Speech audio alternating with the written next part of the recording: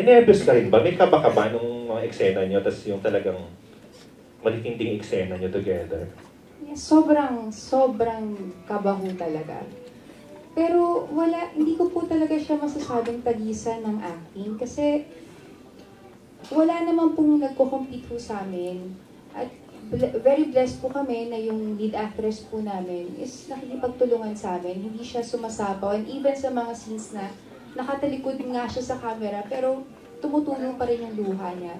Ganun po siya magsuporta. Kaya hindi ko po talaga masabing tagisan ng acting. At wala po akong binadbad sa acting po ni Tita Vilma. Wala po talaga. Ang gusto ko lang po talaga magawa na hindi po mapagalitan ni Direk. Magawa ko po talaga yung instructions at maitawid po ng maayos yung scene. Yun lang po talaga yung concern ko. Because ang priority ko po kasi kung ano pong ikahaganda ng pelikula, ayoko pong ako pa yung hahatak pababa.